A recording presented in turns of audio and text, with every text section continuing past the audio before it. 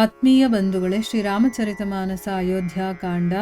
ಇದರಿಂದ ಇವತ್ತು ಚೌಪಾಯಿಗಳು ಮತ್ತು ದೋಹೆಯನ್ನು ತಿಳ್ಕೊಳ್ಳೋಣ.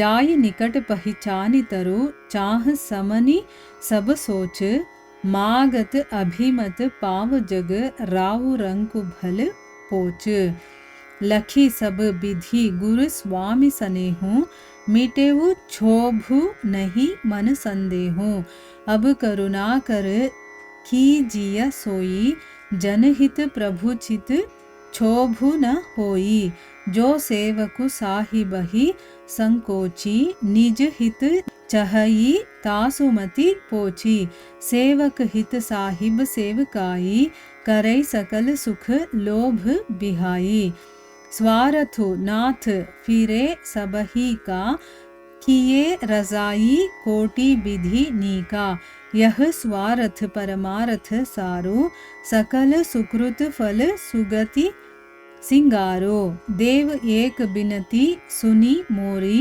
उचित होई तस करब बहोरी तिलक समाज साजी अबु आना ಕರಿಯ ಸುಫಲ್ ಪ್ರಭು ಜೋ ಮನುಮಾನ. ಇವು ಚೌಪಾಯಿಗಳು ಮತ್ತು ದೋಹೆ. ಈಗ ಇದರ ಅರ್ಥವನ್ನು ತಿಳ್ಕೊಳ್ಳೋದಕ್ಕೆ ನಾವು ಪ್ರಯತ್ನ ಮಾಡೋಣ. ಇಲ್ಲಿ ತುಳಸಿದಾಸರು ಹೇಳ್ತಾರೆ, ಭರತ ರಾಮನನ್ನ ಕಲ್ಪವೃಕ್ಷ ನೀನು ಅಂತ ಕರಿತಾ ಇದ್ದಾನೆ. ಯಾರು ಆ ಕಲ್ಪವೃಕ್ಷವನ್ನ ಗುರುತಿಸಿ ಅದರ ಹತ್ರ ಇದ್ರೆ ಸಾಕು, ಅದರ ನೆರಳೇ ಎಲ್ಲಾ ಚಿಂತೆಗಳನ್ನ ತೊಡೆದು ಹಾಕುತ್ತೆ, ದೂರ ಮಾಡಿಬಿಡುತ್ತೆ. ರಾಜನೇ ಆಗಿರಲಿ, ರಂಕಾನೇ ಆಗಿರಲಿ, ಸುಜನರೇ ಆಗಿರಲಿ, ದುರ್ಜನರೇ ಆಗಿರಲಿ, ಪ್ರಪಂಚದ ಯಾರೇ ಆಗಿರಲಿ, ಅವರ ಮನೋರಥವನ್ನು ಅದು ನೆರವೇರಿಸುತ್ತೆ. ಅದೇ ರೀತಿ ಆ ರಾಮ ಕಲ್ಪ ವೃಕ್ಷದ ಹಾಗೆ ಈಗ ನನ್ನ ಮನೋರಥವನ್ನು ನೆರವೇರಿಸ್ತಾ ಇದ್ದಾನೆ. ನನ್ನ ಮೇಲೆ ಇಟ್ಟಿರುವಂಥ ಗುರುಗಳ ಮತ್ತು ಸ್ವಾಮಿಯ ಎಲ್ಲ ರೀತಿಯ ಸ್ನೇಹವನ್ನು ನೋಡಿ ನನ್ನ ಮನಸ್ಸಿಗೆ ಇದ್ದಂತಹ ದುಗಡ ಇದೆಯಲ್ಲ, ಅದೆಲ್ಲ ಹೊರಟೋಯ್ತು. ಈಗ ನನ್ನ ಮನಸ್ಸಲ್ಲಿ ಯಾವ ದುಃಖನೂ ಇಲ್ಲ, ಯಾವ ಸಂದೇಶದ ಲವಲೇಶವೂ ಕೂಡ ಉಳಿದಿಲ್ಲ ಅಂತಂದ್ಬಿಟ್ಟು ಅವನು ಹೇಳ್ತಾ ಇದ್ದಾನೆ. ಆಮೇಲೆ ಹೇಳ್ತಾನೆ, ಓ ಕರುಣಾಸಾಗರನೇ, ನಿನ್ನ ಮನಸ್ಸಲ್ಲಿ ಯಾವುದೇ ಇಬ್ಬಂದಿತನವೂ ಇಲ್ಲದಂತೆ ನಿಸ್ಸಂಕೋಚವಾಗಿ ನಿನಗೇನು ಅನ್ನಿಸುತ್ತೋ ಅದನ್ನೇ ಮಾಡು ಅಂತಂದ್ಬಿಟ್ಟು ಹೇಳ್ತಾನೆ. ಅಂದರೆ ಈಗ ನಾನು ಏನು ನಿರ್ಧಾರ ತಗೊಂಡ್ರೆ ನನ್ನ ತಮ್ಮನಿಗೆ ಏನಾದರೂ ದುಃಖ ಆಗುತ್ತಾ ಅಥವಾ ಇನ್ಯಾರಿಗೇನಾದರೂ ಆಗುತ್ತಾ ಅಂತ ನೀನು ಯೋಚನೆನೇ ಮಾಡಬೇಡ. ನೀವು ಹೇಗೆ ಹೇಳ್ತಿರೋ ಆಗ ನಾವು ಕೇಳಿದಾಗಲೇ ನಮಗೆ ಶ್ರೇಯಸ್ಸು ಅನ್ನೋದಾಗೋದು. ಅದಕ್ಕೆ ನಿಮ್ಮ ಮನಸ್ಸಲ್ಲಿ ಯಾವುದೇ ಒಂದು ಇಬ್ಬಂದಿತನವನ್ನು ಇಟ್ಕೋಬೇಡಿ.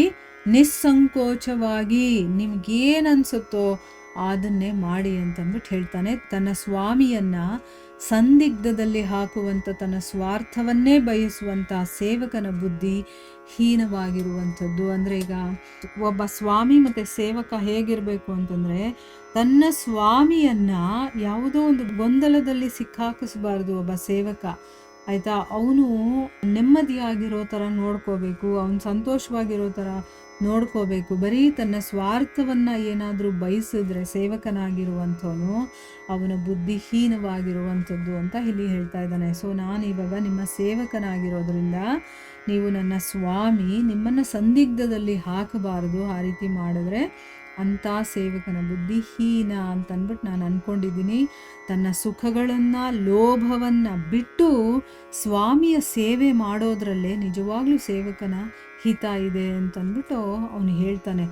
ಸ್ವಾಮಿ, ನೀನು ಹಿಂದಿರುಗಿ ಬರ್ತೀಯಲ್ವಾ, ಅದರಲ್ಲಿ ಎಲ್ಲರ ಸ್ವಾರ್ಥ ಇದೆ. ಅಂದರೆ ನೀನು ಬಂದರೆ ಎಲ್ಲರಿಗೂ ಸಂತೋಷ ಆಗುತ್ತೆ. ಅಲ್ಲಿ ಸ್ವಾರ್ಥದಿಂದ ನಾವು ಅದನ್ನು ಯೋಚನೆ ಮಾಡಿದ್ದೀವಿ. ಅಂದರೆ ಅಲ್ಲಿ ಅಯೋಧ್ಯ ನಿವಾಸಿಗಳಾಗಿರಬಹುದು, ರಾಣಿಯರಾಗಿರಬಹುದು, ಅಯೋಧ್ಯ ನಗರದ ಜನರಾಗಿರಬಹುದು, ಭರತನಾಗಿರಬಹುದು, ಶತ್ರುಘ್ನನಾಗಿರಬಹುದು, ಎಲ್ಲರೂ ಕೂಡ ನೀವು ಹಿಂದಿರುಗಿ ಬರಬೇಕು ಅಂತ ಯೋಚನೆ ಮಾಡ್ತಾ ಇದ್ದೀವಲ್ವಾ, ಅದಕ್ಕೆ ಕಾರಣ ನಮ್ಮಲ್ಲಿ ಸ್ವಾರ್ಥ ಇರೋದ್ರಿಂದ.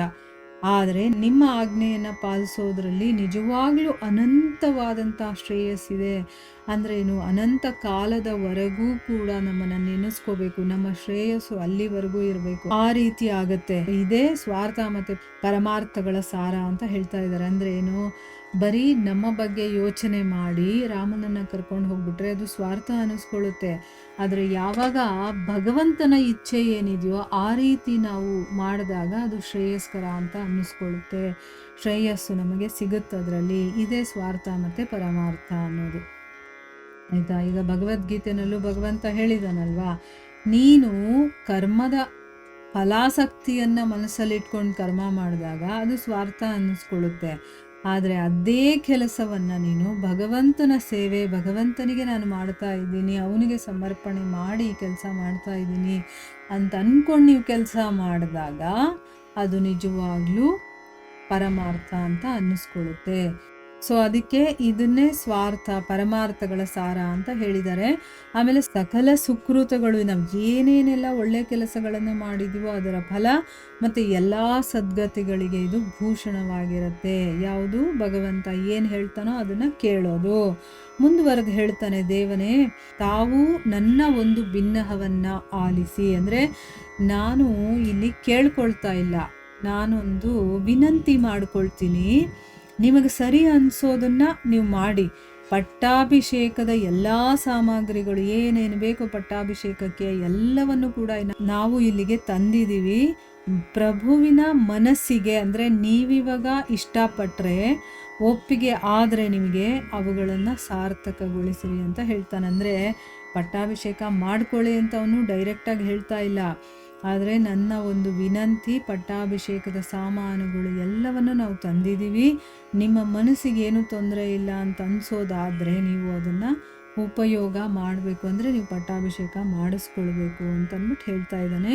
ಇಲ್ಲಿ ಭರತ ಏನನ್ನು ಕೇಳ್ತಾ ಇಲ್ಲ, ಬದಲಾಗಿ ಅವನು ಭಿನ್ನವಿಸಿಕೊಳ್ತಾ ಇದ್ದಾನೆ.